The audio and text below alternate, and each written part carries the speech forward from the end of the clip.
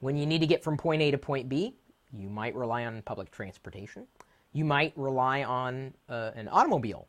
It may not be yours. I mean, if you're in a foreign city, and the foreign city may just be another city down the road, it's just not your home city, and you need a way to get around, and you don't want to rely on something like a bus, you could use a taxi. Or if you're in a bigger city that has the service enabled, you could use Uber.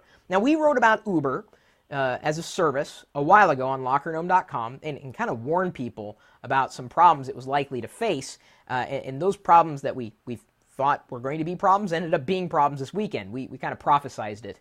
And we can thank Kelly Clay for that. Or actually, you should thank Kelly Clay for thinking ahead. So with the Uber service in a city like Seattle or San Francisco, you can say, I want a town car to take me from point A to point B. And then the town car arrives and you're there without, riding in a taxi cab. And it's not to say that town car drivers are better than taxi cab drivers, but I gotta tell you, I've been in a few taxi cabs and I'm very grateful for having exited the taxi cabs in one piece. Because they're crazy! I mean, even in Seattle, they're crazy, those drivers. So Uber apparently jacked up its prices this weekend with it being New Year's. And everyone's out and about, and so they're kind of running low on automobiles, taking people, not just things, from point A to point B. Of course, if you have enough to drink, you might turn into a thing. I don't know if anybody's ever drank themselves into becoming a vegetable, at least permanently. So Uber kind of got a black eye. And they came out and said exactly why they were doing what they were doing, but a lot of those Uber fans became Uber mad. Really, really, really upset. I've never used Uber before. It would be something that would interest me if only I could save money on transportation. I am a frugal chap. I like saving money more than I like spending it, that's for sure. And ask anybody around me and they'll tell you. So what I would likely do if it seems that I'd be paying more for one service or another, even if it is as simple as pressing a button on my iPhone, I'd rather get a hold of a friend and ask them, hey, could you take me to the airport and then possibly pick me up?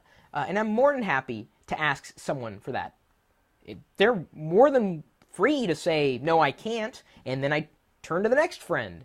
And, the cycle kind of moves on and on and on because I'm kind of far away from where the airport happens to be, at least in the Seattle area. Uber would be an option, but again, it was just, despite the convenience, to me, it was too expensive for what I needed. And really, it didn't match my needs. So be forewarned about a lot of these services. They may be convenient, but that doesn't mean that they're going to be the best priced options for you. And here's the thing. I'm broadcasting to a lot of people right now. The chances of you living in a city that is Uber enabled, they're pretty slim. It's not in every city yet, which is kind of disappointing because it's a neat service, but I don't know if it's worth the money. Now there's the question for you. How do you choose to get around if you're in a place where you can't be driving on your own and you need some kind of motor vehicle to get from point A to point B? Would you use a service like Uber? If not, why not? And if so, why? Share your experiences, especially if you've used Uber before.